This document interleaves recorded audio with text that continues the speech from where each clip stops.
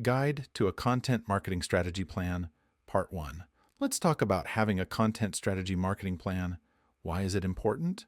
Well, it helps guide a business toward how to use its online footprint to reach potential customers. To put it another way, it refines the processes by which the company promotes itself. With that said, let's look at a few things that a content marketing plan should include, and this will give you a better idea of how one of these plans works. What your content marketing plan should include. First of all, your plan should include specific goals for the business. How will the content work with core operations and complement what the business is doing? What are the metrics that you're seeking to reach? What are the outcomes that you want?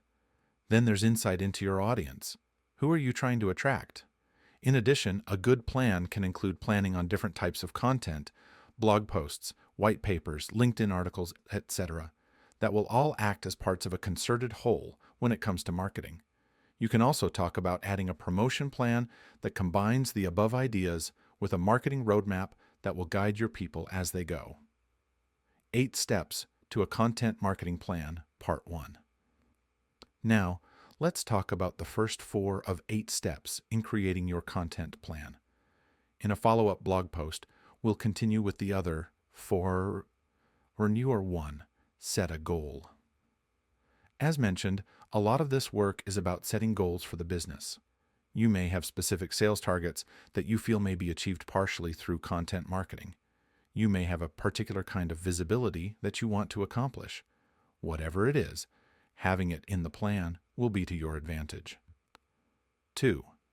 Understand your audience. In coming up with this content plan, you want to spend significant time and effort thinking about who your audience is.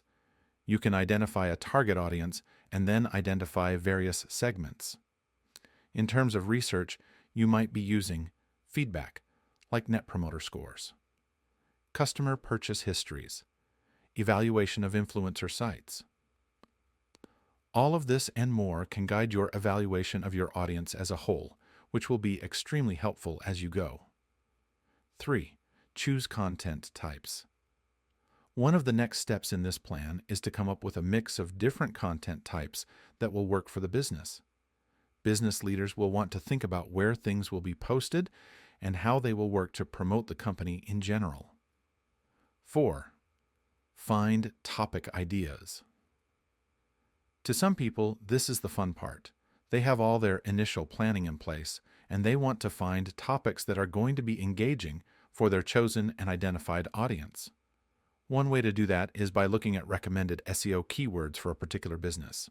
You can dovetail it with other kinds of advertising and develop a more targeted way to reach people on your website or elsewhere in a digital space where your business is being promoted. That's all for today. We'll follow up later with the second part of this guide.